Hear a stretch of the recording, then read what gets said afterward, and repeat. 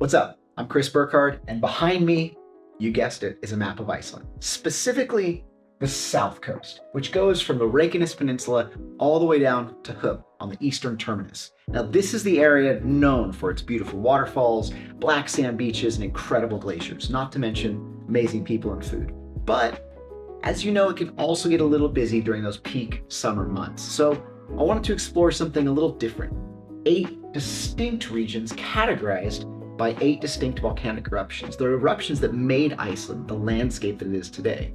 A more slow method of travel that's known as the Volcanic Way. This route, for me, is what I love about a place. Redefining what it means to travel more intimately, to meet local people, to find the best cup of coffee, the best pastries, the best guides you can find, and find those off the beaten track gems for whatever it is you're into. So join me as we do 8 days in roughly 8 minutes. Day 1, fabulous stuff, yo. Pastries? Sure thing. Kokulis Bakery is my first stop when I'm fresh off the plane, and then I'm zipping to the Blue Lagoon for the best spa of my life because, folks, it's not great, it's fantastic. There's no better way to wash off 7 hours of travel than with a floating massage, about as relaxed as you can get. If you don't have an oven, then a geothermal vent will do just fine. We met Nanny and her sister Thori, who baked us rye bread in a volcanic steam vent for 17 hours, and it's some of the freshest you can get on the island. A perfect snack to get us ready for our next activity. A super jeep tour in the highlands of Reykjanes with Hveragerði for mountaineers, less than 40 minutes from the airport, and a true hidden gem with sparkling lakes, volcanic features, and crystals. A place most people miss on their way to Reykjavik. Last stop for the day ends in Garður at EOS Table, a new restaurant by Chef Rob, a fellow surfer with a passion for the culinary arts. Day 2, Hengil. For those who love trails, Reykjadalur is a mecca full of amazing single-track trails for all skill levels, guided by the amazing folks at Ice Bike, who know the area like the back of their hand. Don't want to ride your bike? Jump on your feet and make a stop in the natural hot spring river. Zip lines are cool, but mega zip lines are way cooler. It's the quickest way down the mountain, over 1 kilometer, and I'd say it's the most fun form of transportation on your way to lunch. Did I mention lunch? Pizza at Olvert Brewery, with toppings like hot dogs, banana, and pineapple, made for some of the tastiest and unique za I've ever had. A family-run restaurant and unique microbrewery. Next, we jumped over to the On Geothermal exhibition to get a short masterclass on how the geothermal vents are turned into energy to heat the entire city of Reykjavik and where Iceland gets most of its green energy. If you're in Hveragerði, then the greenhouse is a unique location and my definite favorite that feels like a little slice of the tropics with an amazing cafe, dining hall, and tons of restaurants to choose from. After the invitation from my friend Benny, we stopped for dinner and stayed that night at the beautiful hotel on the upper floor. Day 3, Hekla. Before there were real houses in Iceland, people used to live in caves, and you can visit some of those very caves in Hella. Just a short hour and a half from Reykjavik, we went underground to see several small and large caves. Some that people used to live in, and some that were even used as a church. Next, we jumped in our camper van and drove inland, and stopped for lunch at Land Hotel. One of my favorite spots to grab an amazing meal, and even soak in the hot tub that's perfect for seeing the northern lights on your way to the highlands. Of the 10,000 plus waterfalls in Iceland, one of the most stunning is Hávafoss, just 40 minutes from Highway 1.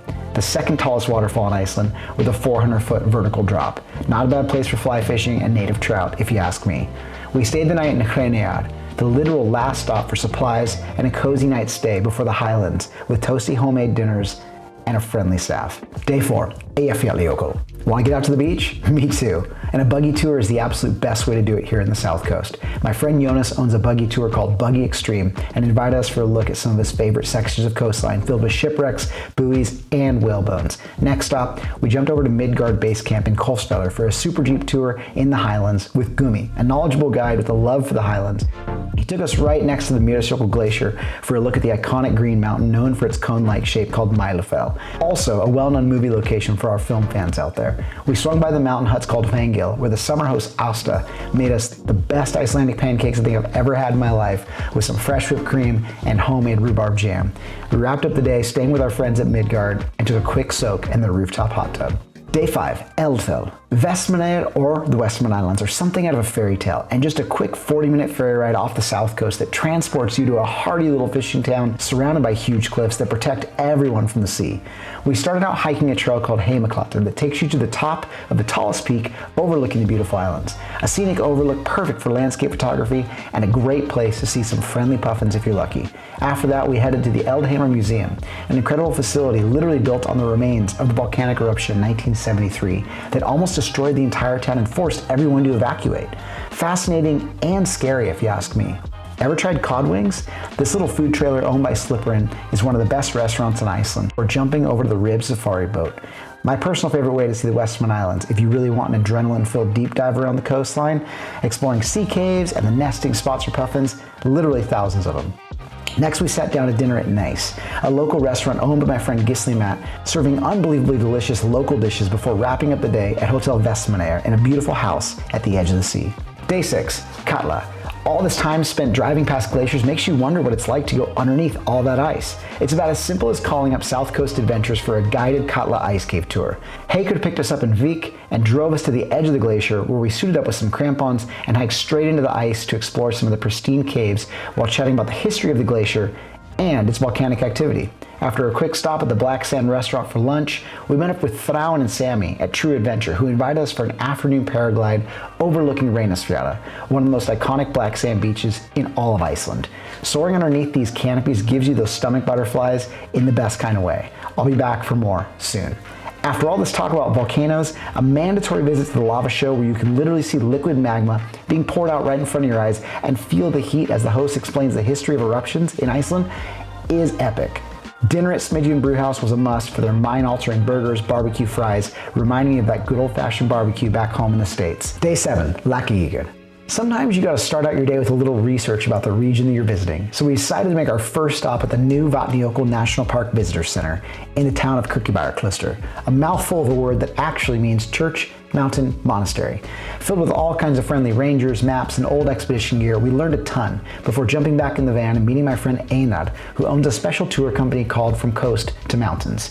We hopped in his old Land Rover to cross some coastal marshlands and access a little plateau where we could get close and personal with a bunch of local puffins who have been coming to this spot for 20 years. Did you know they mate for life? After taking a different route back to the mainland past shipwrecks and whalebones, we said bye to Einar and drove out to the Iceland Bike Farm, a beautiful resort founded by Renveg, who has a big passion for mountain biking and trail building around the Klaustur area with her 2 dogs. We rode for a few hours in some fun single track past waterfalls and wrapped the day with homemade Icelandic meat soup. That night, we stayed at the beautiful 4-star Hotel Klaustur right in town with a front seat view of a waterfall. It doesn't get much more Iceland than that. Day 8 and the final stage of the Volcanic Way, Hveragerði. Situated on the edge of the Vatnajökull glacier, this happens to be the largest glacier in Iceland and all of Europe, and it's best seen from the air. Atlandsflug invited us for a special helicopter tour, dropping us at the edge of the glacial tongue for an amazing hike under the ice in one of the largest and most beautiful natural ice caves I've seen. We walked about a quarter mile underneath the ice where I got a few sips of genuinely glacially fed water. About as fresh as it gets, people. Next stop was a quick flight in a small plane where we get a bigger overview of the landscape, where glaciers turn into rivers and eventually make their way into the ocean, creating that braided appearance that is mesmerizing and one I've photographed for many years. After a quick lunch stop at the Veitingasala restaurant, we jumped in some kayaks for a paddle around the iconic Jökulsárlón Glacier Lagoon. For me, kayaks are easily the best way to get up close and personal with those floating icebergs you always see. My friends at iceguide.is will get you right where you need to be. Pakkhus for dinner in Hup was the obvious choice if you're a seafood lover, and a final stay at the Lamhus cabins made for the perfect end of our 8-day itinerary. Alrighty folks, there it is. 8 days over 8 distinct volcanic regions. For me, the Volcanic Way is a worthy option for your next Iceland itinerary.